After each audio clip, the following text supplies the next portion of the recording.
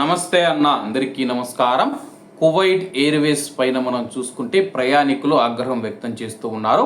Kuwait Airways ప్రయాణికులకు ఇప్పటికి కూడా రీఫండ్ ఆలస్యం మరియు కొనసాగుతూ ఉన్న విమాన అంతరాయాలను ఎదుర్కొంటూ ఉన్నారు. రద్దీగా ఉండే వేసవి ప్రయాణ కాలంలో విమానాలను కువైట్ ఎయిర్వేస్ నిరంతరం రద్దు చేయడం, షెడ్యూల్ మార్చడం జరుగుతూ ఉండడంతో రద్దయిన టికెట్ల రీఫండ్లు ఆలస్యం కావడం పైన కువైట్ ఎయిర్వేస్ విమానంలో ప్రయాణించే ప్రయాణికులు ఫిర్యాదులు చేశారు. కొందరు ప్రయాణికులు 2 నెలలకు పైగా మేము వేచి చూస్తూ ఉన్నా మా యొక్క విమాన టికెట్ డబ్బులు తిరిగి రాలేదని చెప్పేసి పదే విమానాల షెడ్యూల్ మార్పులు చేస్తూ ఉన్నారు. తమ యొక్క ప్రయాణ ప్రణాళికను దెబ్బతీశారు. రీఫండ్ చేయలేని చోట హోటల్ మరియు రవాణా బుకింగ్ల కారణంగా ఆర్థికంగా కూడా నష్టపోతూ ఉన్నామని చెప్పి ప్రయాణికులు తెలిపారు. చివరి నిమిషంలో విమానాలు రద్దు కావడం, స్పష్టమైన వివరణ లేకపోవడం వంటి కారణాలు ప్రయాణికులు పేర్కొనడంతో కొన్ని విమానాలు గంటలు లేదా రోజుల తరబడి వాయిదా పడ్డాయని సమాచారం.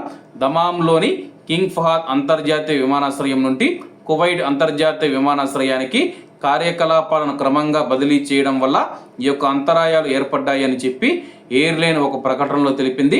కువైట్ నుంచి కొన్ని విమానాలు నడపడానికి కొత్త అంతర్జాతీయ అనుమతులు అవసరమని కూడా పేర్కొంది.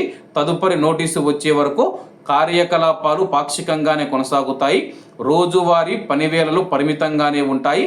ట్రాన్సిట్ విమానాలు నిలిపివేయబడతాయని కూడా కువైట్ ఎయిర్వేస్ తెలిపింది. సులభంగా వాయిదా వేసుకోలేని నిర్దిష్ట కార్యక్రమాలు ఉన్న కుటుంబాలు, విద్యార్థులు మరియు రోగులపైన దీని ప్రభావం పడుతుందని నొక్కి చెబుతూ ప్రయాణికులు వేగవంతమైన డబ్బు వాపస్సు మరియు మెరుగైన సమన్వయం కోసం కువైట్ ఎయిర్వేస్కి అయితే విజ్ఞప్తి చేయడం జరిగింది. కువైట్ ఎయిర్వేస్లో టికెట్లు మనం బుక్ చేసుకుంటే కానీ విమాన టికెట్లు బుక్ చేసుకున్నప్పుడు డబ్బులు తీసుకుంటూ ఉన్నారు. విమానం రద్దు అవుతుందని చెప్పేసి చివరి నిమిషంలో ఇది తెలుపుతూ ఉన్నారు. దీంతో ప్రయాణికులు ఇబ్బంది పడుతూ ఉన్నారు. డబ్బు వెనక్కి ఇవ్వడం లేదు. మరోవైపు విమానం షెడ్యూల్ చేసి పలానా తేదీన ఉంటుందని చెప్పేసి వివరాలు కూడా అందించలేదని చెప్పి ప్రయాణికులు ఆగ్రహం వ్యక్తం చేస్తున్నారు. కాబట్టి అందరూ బాగుండాలి, అందులో మనం ఉండాలి. అందరికీ నమస్తే అన్న, జై హింద్.